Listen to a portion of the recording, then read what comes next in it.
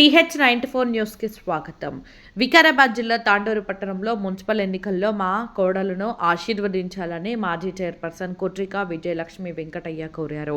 Municipal ఎన్నికల్లో 24వ ward నుంచి పోటీ చేస్తున్న తన కోడలు కుట్రిక నాగలక్ష్మి గెలుపు కోసం విజయలక్ష్మి ప్రచారం చేపట్టారు.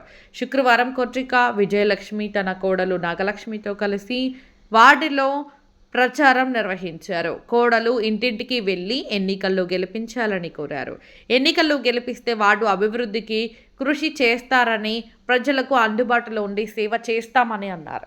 కుట్రిక నాగలక్ష్మి గెలుపు కోసం విజయలక్ష్మి చేస్తున్న ప్రచారానికి ఆదరణ లభించింది. నాగలక్ష్మి గెలుపు కోసం అండగా ఉంటామని ప్రజలు భరోసా అందించారు. ఈ సందర్భంగా నాగలక్ష్మి మాట్లాడుతూ ప్రజాసేవ ధ్యేయంగా పనిచేస్తానని, కుట్రిక ఇంటి గౌరవంతో పాటు వార్డును ఆదర్శంగా నిలిపేందుకు కృషి చేస్తానని అన్నారు. జరిగింది. ఎందుకంటే గతంలో మున్సిపల్ చైర్పర్సన్ గా ఒక మచ్చలేని మహిళగా, మొదటి మహిళా చైర్పర్సన్ గా 2.5 సంవత్సరాలు ఒక మచ్చలేని మహిళగా మేము చేసిన పరిపాలన, ముఖ్యంగా మా యొక్క వెంకటయ్య గారు తన యొక్క ఆశయానికి నన్ను మున్సిపల్ చైర్పర్సన్ గా, తన ఆశయము అని చెప్పి మున్సిపల్ చైర్పర్సన్ గా నన్ను చేయడం జరిగింది. కొన్ని అనివార్య కారణాల వల్ల నాకు 2.5 సంవత్సరాలలో రాజీనామా చేయించడం జరిగింది. అయినా కూడా ఈ రోజు నేను మా యొక్క తెలంగాణ పార్టీని ఆదర్శంగా తీసుకొని 10 సంవత్సరాలలో కూడా నాకు ఏ పోస్టు లేకున్నా కంటిన్యూ ప్రజలలో 10 ఏళ్ల నుంచి కూడా నేను రోజు ఏదో ఒక సేవ చేస్తూ ప్రజలలోనే ఉంటున్నాను. ఇవన్నీ గమనించి మా యొక్క రోహిత్ రెడ్డి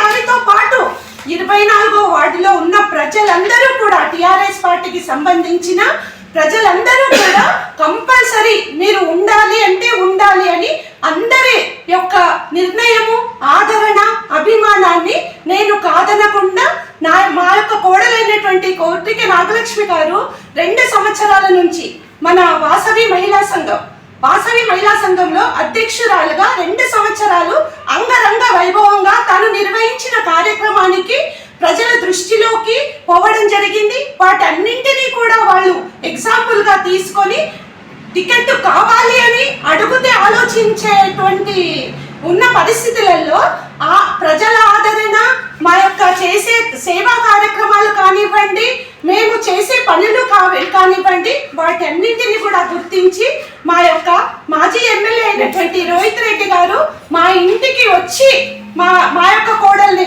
తప్పకుండా సిస్టర్ను ఈరోజు నేను పేరు రాసేస్తున్నాను అని రాయడం జరిగింది. దానికి నేను చాలా గర్వపడుతున్నాను. కానీ తప్పకుండా ఈ 5 సంవత్సరాలు గత 5 సంవత్సరాల నుంచి మనకు వార్డులో ఏమి అభివృద్ధి జరిగింది, ముఖ్యంగా ఇప్పుడు నామినేషన్స్, మన రిజర్వేషన్స్ వచ్చినప్పటి నుంచి మన 24 వార్డు సమస్యలన్నీ నేను చూస్తున్నాను. కాకపోతే నేను వార్డుకు లేను కాబట్టి నేను అంత డీటెయిల్ గా ఎందుకు చూడలేను కదా. ఎప్పుడైతే రిజర్వేషన్ కన్ఫర్మ్ అయ్యిందో అప్పటి నుంచి ఈ వార్డులో ఉన్న సమస్యలన్నీ కూడా నాకు వార్డులో ఉన్న నాయకులు చూపిస్తున్నారు. ఆ యొక్క సమస్యలన్నింటినీ కూడా నేను విడతల వారీగా ఎలక్షన్ కంటే ముందే మా యొక్క రోహిత్ రెడ్డి గారు ఇక్కడికి వస్తారు. ఇంకో 2 డేస్ అయిన తర్వాత మన సమస్యలన్నీ కూడా తనతో చర్చిస్తాను. విడతల వారీగా 5 సంవత్సరాలు అంగరంగ వైభవంగా నేను వార్డును తీర్చిదిద్దుతాను. నాకు ఇప్పుడు వేరే ఏది లేదు. నేను రిటైర్మెంట్ లో ఉన్నాను.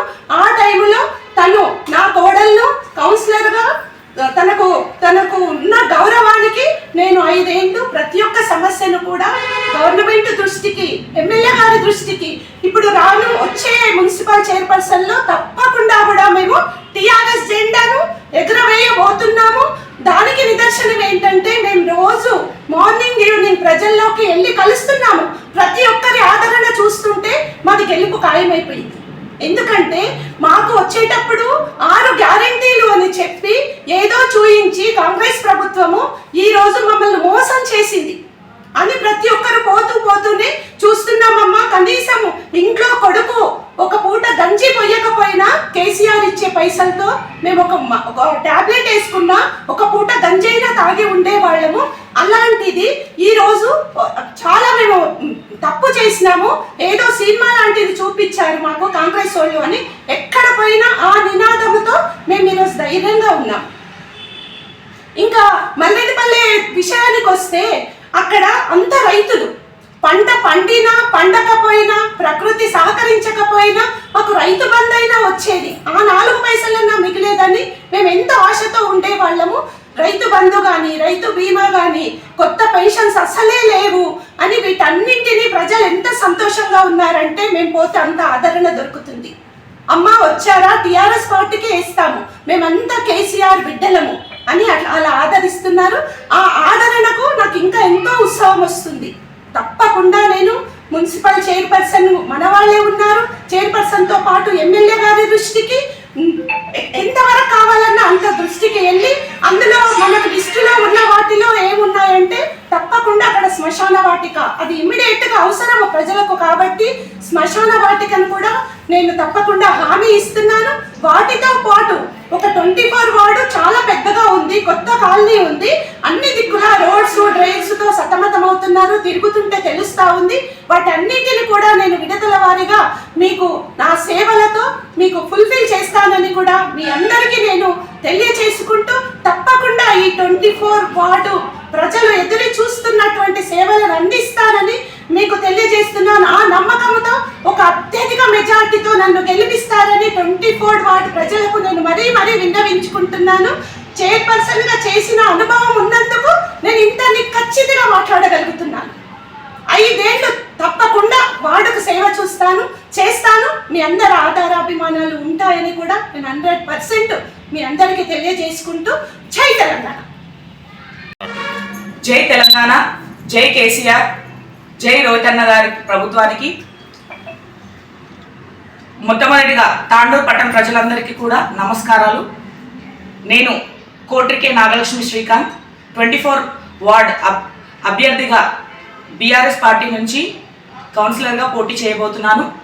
అభివృద్ధి చెందకపోవడం కారణం వేరే పార్టీ ఎన్నో సమస్యలు చెప్తున్నారు. ఆ సమస్యలు తీర్చాలంటే ఇప్పుడు బీఆర్ఎస్ పార్టీని అందరూ ఎన్నుకోవడం జరిగితే కనుక ప్రతి ఒక్కటి కూడా అదేంటి ఆడపిల్లలు పుడితే కళ్యాణ లక్ష్మి అని అవి అని ఎన్నో పథకాలు అందించారు కేసీఆర్ సార్ గారు. సో అలా ఎన్నో పథకాలు కూడా అందిస్తారు.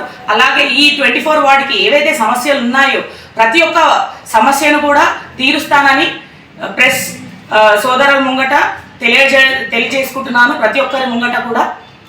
ఎందుకంటే ఇంతవరకు కూడా ఇన్ని సమస్యలు ఎంతో మంది ఎన్నో చెప్తున్నారు అంటే ఈ 5 సంవత్సరాలు తీరలేదు అని అర్థం. దాన్ని బట్టి అదొక్కటి అర్థం చేసుకొని మీరు సమస్యలు చెప్తున్నారంటే ఆ వార్డు అభివృద్ధి చెందలేదు, ఎవరైతే పాత కౌన్సిలర్ ఉన్నారో వాళ్ళు ఏది తీర్చలేరు అనేది అర్థం. సో అది ఒక్కటి ప్రజలు దృష్టిలో ఉంచుకొని అవకాశం ఇచ్చి చూడండి. ఖచ్చితంగా మనం ఈ 5 సంవత్సరాలలో ప్రతి గల్లీకి కూడా నెక్స్ట్ 5 సంవత్సరాల తర్వాత మా గల్లీకి ఏ ప్రాబ్లము లేదు అనే అటువంటి మాట ప్రతి ఒక్క నోట వస్తుంది అని మేము ఖచ్చితంగా తెలియచేస్తున్నాము. Thank you. మల్రెడ్డిపల్లికి వెళ్తే అక్కడ చూసిన సమస్య, అక్కడ ఉండేటంతా వ్యవసాయం చేసుకునే ప్రజలు, ఆ ప్రజలను చూస్తే నాకు ఎంతో బాధ అనిపించింది. ఎందుకు అంటే రోడ్లు కరెక్ట్గా లేవు.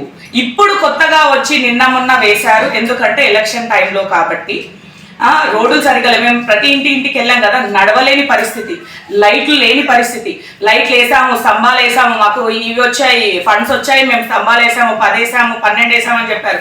లైట్లు లేవు. పాపం వాళ్ళు ఫోన్ పట్టుకొని ఆ చీకట్లో, మేము ఈవినింగ్ వెళ్ళాము, ఆ చీకట్లో నడుస్తుంటే ఎంతో బాధ అనిపించింది. అవునమ్మా మాకు ఏది అందట్లేదు, మేము ఎన్నిసార్లు ఫోన్ చేసినా ఫోన్ ఒకటే లేపడం జరుగుతుంది అవుతుంది, కాకపోతే ఏది అభివృద్ధి కాలేదు, ఎక్కడున్న గొంగలి అక్కడే ఉంది అని చెప్పారు. సో అది కూడా ఆ మల్రెడ్డిపల్లె అనే గ్రామం కూడా అభివృద్ధి తీర్చిదిద్దుతానని మాటిస్తున్నాను.